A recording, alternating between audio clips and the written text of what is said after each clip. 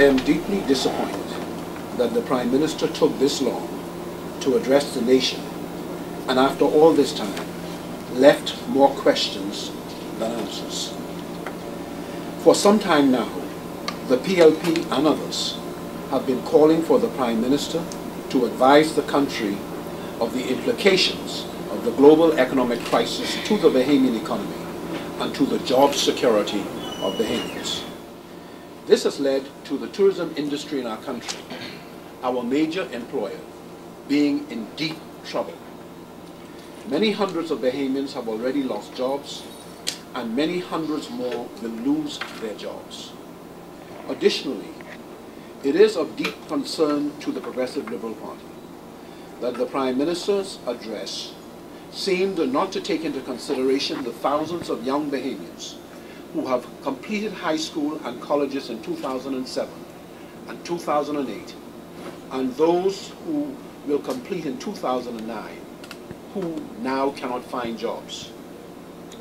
As a result of having no employment experience, these young Bahamians may not qualify for the unemployment assistance program that the Prime Minister just announced.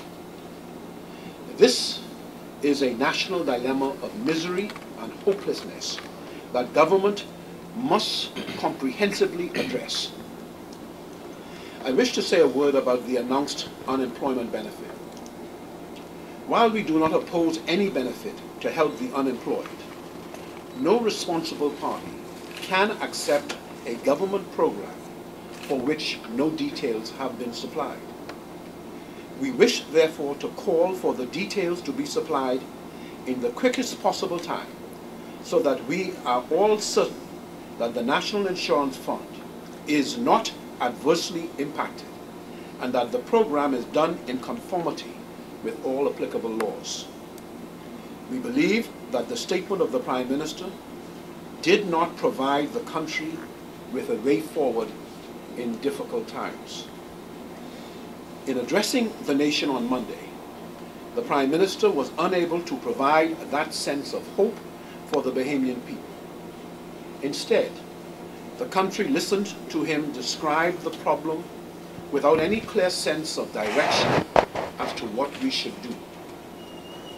What was expected of the Prime Minister last evening, and what the Bahamian people did not get, was an answer to the question, where do we go from here? The Progressive Liberal Party reiterates the call that it made several weeks ago for the convening by the government of a special meeting. The meeting should comprise participants from all sectors of the economy with the aim of developing a comprehensive plan of action to address the problems afflicting the Bahamian economy. It is only by calling on the intellectual capital of a broad cross-section of our country that we can develop the consensus and the buy-in that is required for any plan to be successful. The people of the country were expecting specific ideas on how the mortgages will be settled for those who are unemployed. They expected to hear what are the long-term investment prospects for the country. What kind of Christmas could they reasonably expect? It was not simply good enough for the Prime Minister to say that the government is going to design a program for the unemployed. He ought to have said what his plan actually was.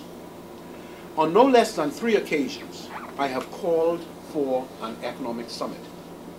The summit would bring together the bright minds of our country from all sectors of the economy and from all political persuasions.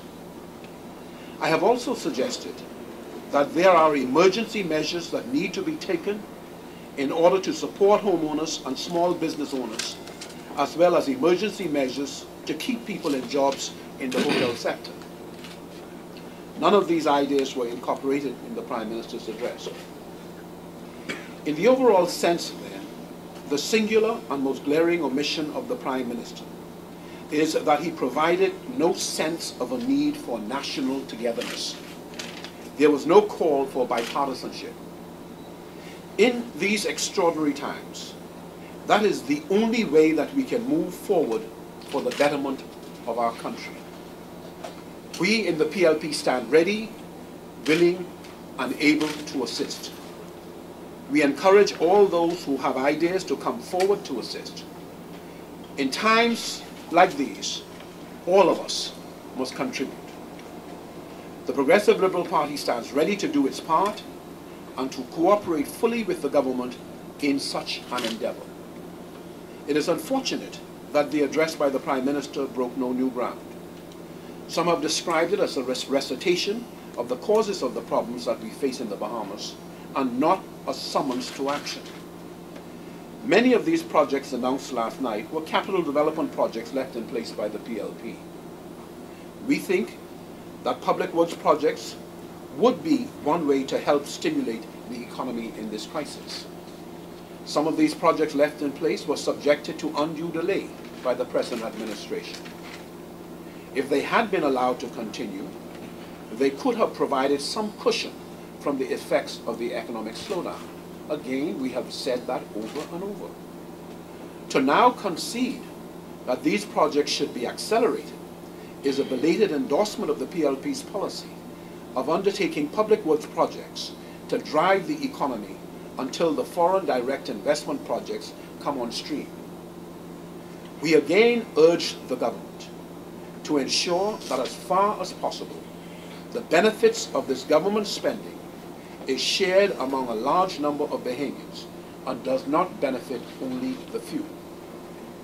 The Prime Minister himself referred to this crisis as being in uncharted waters. There is no quick answer to this crisis, he said. Even the most knowledgeable and gifted financial analysts are not willing to gamble on its outcome. Again, words of the Prime Minister. The reality, though, in the Bahamas, we cannot afford to treat this as a gamble. Too much is at stake.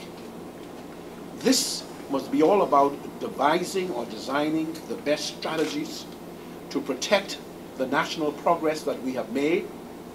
And that is why the PLP have always seen this crisis as requiring a bipartisan approach led by the government, no different to what we now see going on in the United States of America. The country needs its best and brightest minds of whatever political belief to advise on short and long-term solutions to the challenges we now face. And that is why I renew my call yet again for a national conference on the economy led by the government, for that purpose, led by the Prime Minister, to chart the way forward.